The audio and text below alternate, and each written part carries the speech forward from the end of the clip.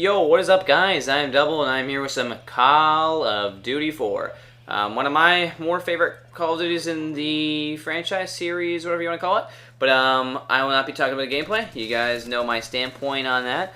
I would like to talk about something that was just kind of, I was thinking about it the other day, and I thought I would go into it, which is the gaming community. And towards the end of this, I'm gonna ask you guys a couple questions or something like that, and hopefully you decide to answer them. And now I want to try to create something with this channel, and I've been leaning towards that more and more lately by, doing all these things I never thought I would do. Like the Twitter, the Facebook, live streaming, stuff like that. I'm really enjoying, being able to talk to you guys, and it's a better way to communicate with me and you guys, so you always know what's happening. So I've been trying to kind of strengthen this, and I'm going to go into it right now. Pretty much, what I've been thinking is going on lately, but yeah, let's just go right into this. I feel like the community for gaming is huge already, and we have videos going up on YouTube. We have more than I'm gonna have to ballpark and say 1,000 videos of gaming or something along these commentary lines a day, which is pretty huge on its own. And the fact that gaming has gotten as big as it has now is a little ridiculous, because I remember when I was a kid and I would be playing games or something like that on the N64. I used to play Star Fox, Diddy Kong Racing, what's another one? Hydro Thunder. I know that one's on the Marketplace now, which is pretty sweet.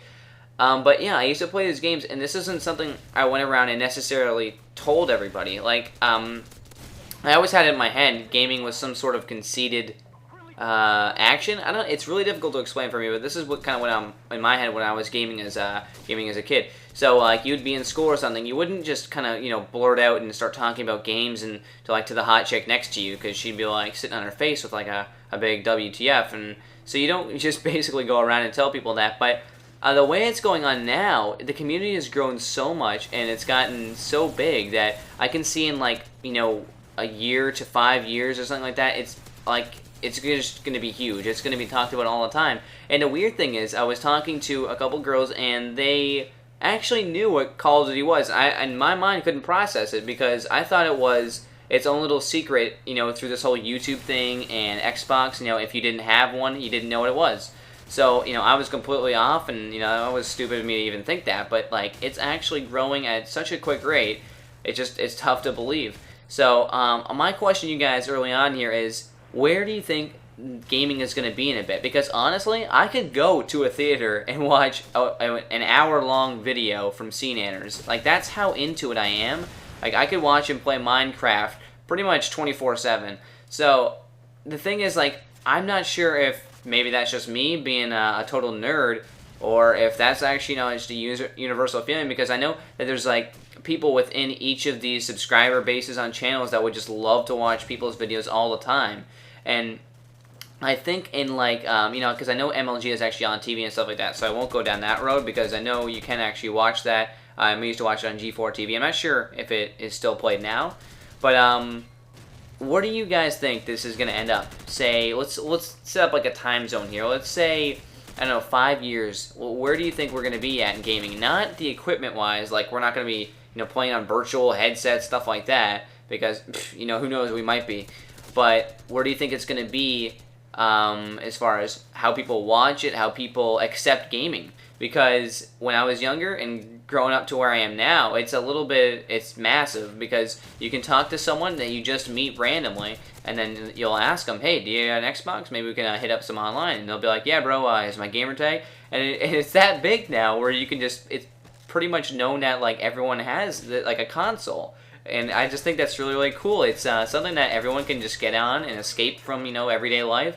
Have fun with friends. You don't always have to be at their house to play or something like it used to be.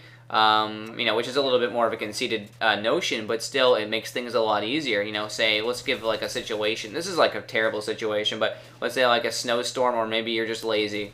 We'll just go with that. Maybe you're just lazy, don't want to go anywhere, and you can just hop on and still talk to your friends that you know. So there's something about that which I think is, it just made it grow so big. Xbox Live and PSN, I won't forget you, and the PC. And I don't know, would I go as far as saying the Wii Online? I'm not gonna go there. I'm just gonna go with the PC, Xbox, and PS3 so far. So where do you guys think this is going to end up? Do you think we'll be watching this on TV all the time? Like, would you watch a commentary, like a 23-minute commentary on TV from somebody? I don't, honestly, I think I would, which is the weird thing. I actually could, go somewhere and actually pay attention to a whole commentary, or a gameplay, and honestly, some montages and stuff like that, I could see, if you look at the Movie Vault or stuff like that, some of those montages are incredible, and that are definitely movie material. Like, the amount of effort that goes into it, and like the recording stuff, it's insane.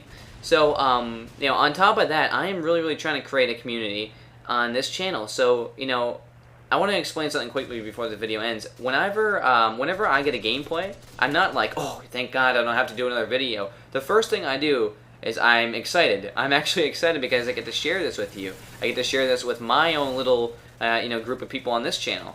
So that's pretty much why I make videos, and the only reason I keep making them is the motivation that you guys give me in the comments and ratings. Whenever I see like a good, oh, my dogs are barking, that's depressing. But whenever I see a good amount of ratings, it's huge motivation to keep going and doing more videos. That it's honestly unbelievable. You have no idea how much that is just enough to drive me. I don't do it for fame, subscribers, money.